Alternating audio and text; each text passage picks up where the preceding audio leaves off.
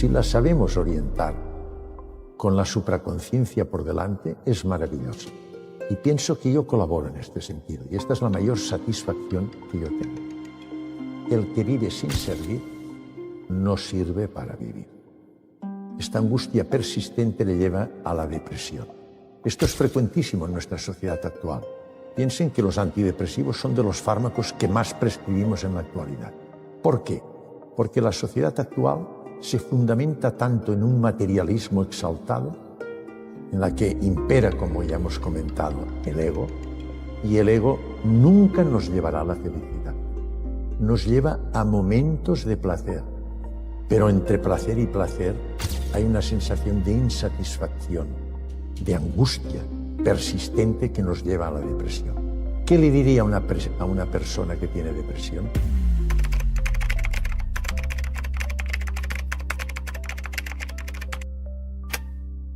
Desde el punto de vista biológico, consideramos que un ser es vivo cuando es capaz de autorreplicarse y también es capaz de adaptarse al entorno en que se mueve. Desde el punto de vista estructural del ser humano, la vida es un periodo de tiempo finito que discurre entre el nacimiento y la muerte y que corresponde a que nuestra auténtica identidad, la supraconciencia o espíritu, se introduce dentro de un cuerpo, en la dimensión humana, que es tridimensional, para evolucionar, para ir eliminando impurezas, como dice el jesuita Teilhard de Chardin. ¿Qué es la muerte? La muerte es precisamente el fin de este periodo de la vida, una vez uno ha realizado su camino, cuya finalidad fundamental es descubrir el ser, descubrir nuestra auténtica identidad, la supraconciencia que es holística respecto a la conciencia primera y por lo tanto tiene sus propiedades, y una de ellas fundamental es la omnipresencia, es decir, que es eterna. La muerte, por lo tanto, supone el fin de nuestro cuerpo material con la entrega o devolución de nuestro cuerpo, que es materia, es energía colapsada de baja frecuencia, devolviendo al universo hasta el último átomo, pero nuestra auténtica identidad, la supraconciencia, con su evolución, con su historia, persiste eternamente en otra dimensión energética. Ha dicho en muchas ocasiones que todas las religiones dicen lo mismo. ¿Por qué entonces son tan distintas? Todas las religiones tienen el mismo origen. Solo existe una conciencia primera, una inteligencia primera, un diseñador inteligente que está fuera del universo. Es el que ha originado el universo que conocemos. Hoy sabemos que tiene un origen en el Big Bang, tendrá un fin en la muerte térmica. También ha intervenido en la aparición de la vida en nuestro planeta hace 4.000 millones de años. Y esta inteligencia primera, que es omnipresente, omnisciente, omnipotente, es el origen común de todas las religiones. Según la idiosincrasia de cada pueblo, manifiesta esta espiritualidad de todo ser humano, que es la necesidad imperiosa de volver a su origen, a la conciencia primera, según sus costumbres y según su idiosincrasia. Y esto lo hace colocando, estructurando cada religión con una serie de dogmas. Este es uno de los peligros de las distintas religiones, que como está originada y estructurada por la mentalidad humana, por dogmas que introduce el ser humano, en ocasiones con finalidades de obtener poder, dominio, riqueza, puede ir incluso contra los principios de la religión, de la auténtica religión, de los arquetipos que proporciona la conciencia primera. ¿Hay días en los que usted tiene más ego que otros? Indiscutiblemente soy tremendamente humano. Por lo tanto, me muevo dentro de una situación tridimensional. Estructuralmente, el ser humano tiene una conciencia con una identidad que no es la auténtica, es nuestra falsa identidad. Yo la llamo el no-yo, que es el ego, es la conciencia material que se origina a nivel del cerebro Y después tenemos nuestra auténtica identidad, que es eterna, que es nuestro espíritu, que es nuestra supraconciencia, que, repito, es holística respecto a la conciencia primera. Es evidente que el ego tiene potentísimas armas para tapar, evitar que se manifieste la supraconciencia. Y en algún momento en mi vida, lógicamente, el ego se impone sobre la supraconciencia y esto condiciona un cierto descontrol en mis emociones. Por esto soy muy amante de la meditación y uno de los aspectos y finalidades de la meditación es precisamente un control exhaustivo de la respuesta emocional del ser humano, con lo cual nos permite siempre que nuestra supraconciencia esté presente y nuestro ego, que nunca podremos eliminar la dimensión humana, esté controlado por la supraconciencia. ¿Continúa aprendiendo cada día? Indiscutiblemente. Los grandes maestros, como Sócrates, decía, él no dejó nada escrito, que sabemos de Sócrates es por los escritos de su discípulo Platón. Él iba al ágora, la plaza pública, y empezaba sus charlas a sus discípulos diciendo, no me atrevo a enseñar, lo que intento es estimular a la gente que piense, hacer pensar a la gente. Otro gran sabio, Isaac Newton, le decía, usted es el gran sabio de la época. Y él contestaba, conozco una gotita de agua, detrás mío hay un universo del cual no tengo ni idea. Evidentemente, con la investigación vamos descubriendo cosas, pero uno a la vez es consciente de que nos falta mucho por saber. Sabemos la superficie, conocemos la superficie cada vez más, pero nos falta mucho conocimiento en la profundidad. Soy plenamente consciente. Y esto nos conduce a una actitud humana que me he dado cuenta que es frecuente en los investigadores, y es que vamos perdiendo soberbia y vamos adquiriendo humildad. ¿Qué es la espiritualidad y cómo se relaciona con la ciencia? La ciencia, que se fundamenta básicamente en el método científico establecido por René Descartes y Isaac Newton en el siglo XVII y XVIII, se fundamenta en una ontología materialista. Estudia los objetos reales, materiales, objetivables. El concepto de objetividad fue ya introducido por Aristóteles. Y precisamente el propio Descartes pudo comprobar que esta metodología fundamentada, repito, en la ontología material, no justifica ni explica todo lo que es la vertiente anímica y espiritual del ser humano. Y él mismo dijo, dejemos al método científico que se cuide de lo objetivable, de lo real, de lo material, y dejemos a otras disciplinas el estudio de la vida anímica y la vida espiritual, que lo haga la filosofía, la religión, la metafísica. Es decir, que el método científico con el que nos movemos normalmente establece un claro abismo y separación entre ciencia y metafísica y religión. Sin embargo, la mecánica cuántica, la física teórica, que estudia precisamente las partículas subatómicas, las partes constitutivas fundamentales del universo, y que llega a la conclusión que el elemento estructural es la energía, ha permitido que se complementen, que desaparezca este abismo de separación entre ciencia y metafísica, ciencia y espiritualidad. Tiene su símil en partícula y onda energía. Por lo tanto, se complementan perfectamente. Y entonces podemos estudiar con mayor profundidad la espiritualidad, que es la necesidad imperiosa de que nuestra auténtica identidad, la supraconciencia, regrese a su origen, que es la conciencia primera. Ya hemos dicho que es holística, por lo tanto tiene sus propiedades y forma parte en el holograma total con la conciencia primera. Y esta espiritualidad imprescindible, necesaria y presente en todo ser humano, repito, es la necesidad imperiosa de regresar nuestra supraconciencia, nuestro espíritu, a su origen. ¿Cómo ha evolucionado su comprensión de la vida y la muerte desde que estudió medicina? ¿Cuál era su opinión entonces? Tuve una formación en mi núcleo familiar y me considero afortunado del núcleo familiar que tuve, una educación fundamentada en una religión cristiana, católica, practicante, con un gran respeto a los valores fundamentales, no solo los intrínsecos y espirituales, sino los necesarios para una buena convivencia. Pero, evidentemente, en mi estudio, mi progresión cultural, siempre estuvo presidida por un método científico cartesiano y newtoniano. Es decir, se fundamentaba en una ontología materialista. Esto por una parte.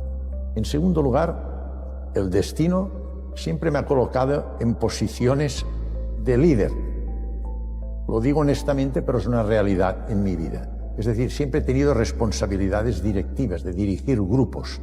Y esto, lógicamente, me ha condicionado una dinámica estricta en mi vida. Me he considerado y he sido siempre una persona muy estricta con todo mi equipo, respetuoso, a la vez estricto y, lógicamente, muy fundamentado en el materialismo. Esto ha determinado que durante mi época de estudiante y mis primeros años en mi vida profesional, pues el ego predominaba sobre mi supraconciencia, sobre mi espiritualidad. Y, lógicamente, a medida que me interesé por los fenómenos anímicos, y especialmente me ha ayudado muchísimo el conocimiento y el estudio en profundidad de las experiencias cercanas a la muerte, y llegar a comprender la realidad estructural del ser humano, que es cuerpo, mente, pero sobre todo espíritu, supraconciencia, es nuestra auténtica realidad. Esto me ha hecho cambiar rotundamente mi concepción existencial y, por lo tanto, mi dinámica vital. En esto me ha ayudado el estudio y, sobre todo, la meditación, que me ha permitido controlar las emociones, cosa que antes no prodigaba mucho, repito, debido a mi visión materialista del método científico y mi posición de lideraje siempre que me ha tocado desempeñar en mis actividades profesionales. ¿Cuáles son sus proyectos para 2025?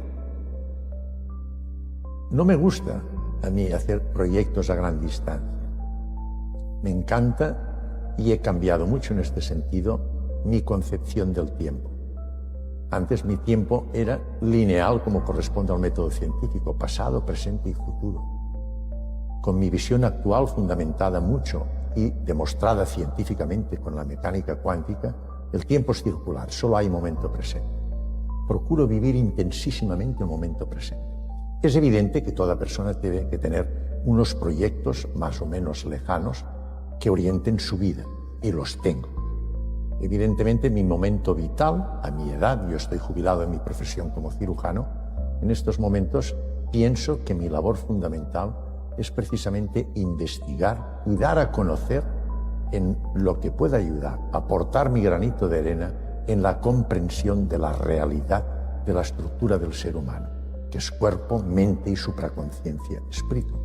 Y pienso que con mi labor en estos vídeos, en estas conferencias que estoy realizando junto con mi colaborador Juan Carlos Cebrián, pues participamos, aportamos nuestro pequeño granito de arena para abrir conciencias, para ampliar y para conseguir una masa crítica suficiente que sea consciente de la realidad estructural. Mi proyecto en el futuro, no solo en el 2025, sino mientras mi vida orgánica, biológica me lo permita, es ayudar a la sociedad en este sentido de la comprensión de su realidad existencial. ¿Cuál es su mayor miedo? Mi mayor miedo, el miedo, por banal que sea, siempre es expresión del ego. Es una de las armas que tiene el ego para poder camuflar, tapar, evitar que se manifieste la supraconciencia. Tenía mucho miedo antes, no solo existencial, pensando en la muerte, sino ante cualquier situación que yo pensara que podía poner en compromiso mi situación vital. En el fondo, cualquier miedo es miedo a la muerte, condicionado, repito, por el ego. Pero les puedo asegurar que cada vez tengo menos miedo. No tengo miedo a la muerte. Evidentemente, cuando me llego mi hora, hoy hay medios y pienso que es obligatorio, y así lo he hecho en mi vida profesional, evitar el dolor, la depresión, la angustia que puede condicionar las molestias de una enfermedad terminal. También los pediré yo, los cuidados paliativos. Pero lo que es el hecho profundo en sí de la muerte, no tengo miedo. Mi miedo es más para mis seres queridos, que no sufran, que no tengan problemas, que tengan lo necesario para vivir. Este es el miedo mío, que les pueda proporcionar a mis seres queridos y a mis amigos y a toda la humanidad en mis posibilidades, mi colaboración, mi ayuda. ¿Qué es lo que más le apasiona de la situación actual, donde se ha convertido en un referente en temas trascendentales? Tengo muchas cosas que agradecer. Les puedo decir que me siento realmente feliz, relajado, con paz interior. Y la mayor paz interior y mi mayor satisfacción es con los comentarios que recibimos de las personas que miran nuestros vídeos y asisten a nuestras conferencias. La sensación de paz, de armonía, de gozo que veo en sus miradas, las palabras de agradecimiento que recibimos. Hemos visto que incluso hemos ayudado a personas que pensaban en el suicidio, que escuchando nuestros vídeos, mirando nuestros vídeos en nuestras conferencias, han evitado la autorisis, la autodestrucción con el suicidio. Esta ayuda que puedo proporcionar, esta satisfacción, esta idea de que nuestra vida, aunque sea en la dimensión humana y tenga sus inconvenientes, sus caídas, si la sabemos orientar con la supraconciencia por delante, es maravillosa. Y pienso que yo colaboro en este sentido, y esta es la mayor satisfacción que yo tengo. Me gusta mucho aquella frase de la Madre Teresa de Calcuta que dice: el que vive sin servir no sirve para vivir. ¿Qué le diría a una persona que tiene depresión y no encuentra sentido a su vida? La persona que tiene depresión es el estado final de una persona que ha vivido una situación de angustia. Esta angustia persistente le lleva a la depresión. Esto es frecuentísimo en nuestra sociedad actual. Piensen que los antidepresivos son de los fármacos que más prescribimos en la actualidad. ¿Por qué? Porque la sociedad actual se fundamenta tanto en un materialismo exaltado, en la que impera, como ya hemos comentado, el ego, y el ego nunca nos llevará a la felicidad. Nos lleva a momentos de placer, pero entre placer y placer hay una sensación de insatisfacción, de angustia persistente que nos lleva a la depresión. ¿Qué le diría a una persona que tiene depresión?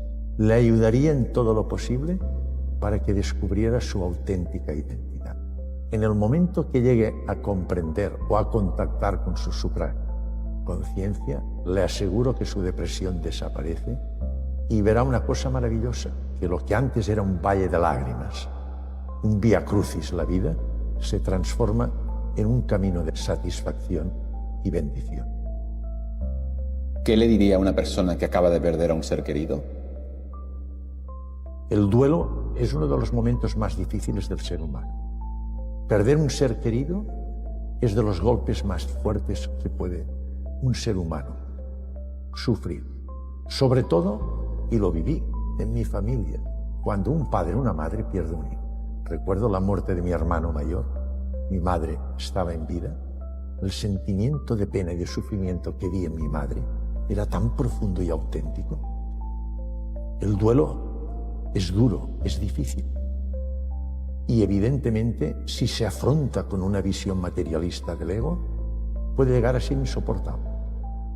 La manera de solventar y superar el duelo y ayudar a las personas, amigos y familiares que están sufriendo un duelo, es comentando nuestra realidad existencial, nuestra realidad que es la supraconciencia, y explicando y demostrando que esta supraconciencia no muere, pasa a otra dimensión energética. Tengo casos de enfermos que han tenido una experiencia cercana a la muerte, que han contactado con su madre ya fallecida y llorando me han comentado: doctor, ahora veo que la muerte no existe. He estado con mi madre, abrazado a mi madre, y me he comunicado con mi madre. Esto es lo que les diría a una persona que ha perdido un ser querido.